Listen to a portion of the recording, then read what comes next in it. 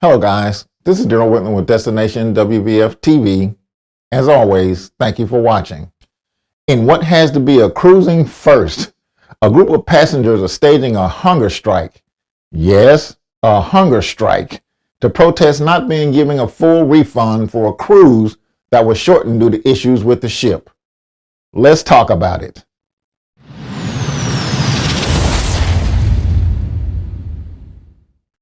A bucket list cruise to Antarctica aboard Swan Hellenic's Diana has turned into a huge disappointment for guests and a public relations nightmare for the cruise line after a propulsion problem forced the ship to cancel all port calls. Making matters worse, the lack of a full refund demanded by some guests prompted an unknown number of passengers to stage a hunger strike. A hunger strike. Now, I've heard of hunger strikes by notable individuals in history like Gandhi, Bobby Sands, and Cesar Chavez, but never have I heard of a hunger strike by individuals because of a refund issue on a cruise ship. The 192-guest cruise ship, not yet 2 years old, entered service in spring 2023 and was built with an ice-resistant hull, enabling her to offer polar expeditions. Diana left Cape Town, South Africa on November 13, 2024, and is operating a 21-day voyage to Argentina, where she will home port for the seasonal Antarctica cruises.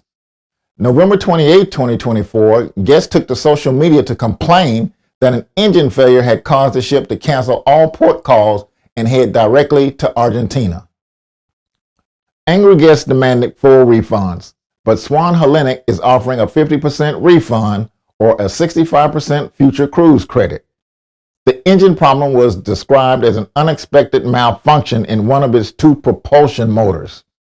Missed port calls include Elephant Island, Huronia Island, Paulette Island, Brown Bluff, D'Urville Monument, Yankee Harbor, and Deception Island.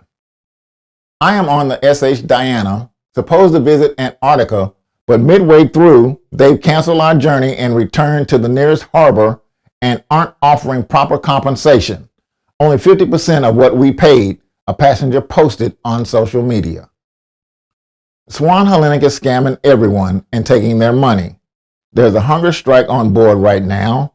Our ship has a technical malfunction and is functioning on almost half power at the moment, and even elevators are out of service. In a statement, Swan Hellenic CEO Andrea Zito pointed out that the refund offer is higher than the legally required 30%. The 3.5 days lost on an Antarctic Peninsula leg of the sailing understandably was considered by most guests to be a highlight of the 21-day cruise. In terms of compensation, the technical difficulties occurred on day 14. As a result, guests were offered a 50% cash refund on the price of the cruise, explained Andrea Zito, CEO of Swan Hellenic. In protest of the offer, a hunger strike undertaken by some number of passengers was revealed on various social media sites. The cruise line called the action counterproductive and said it was working toward a solution. A posting by one guest suggested that just 3 guests were participating in a hunger strike and that most passengers did not appear angry. Many said the guests had accepted the refund offer. Another post indicated the situation had calmed down.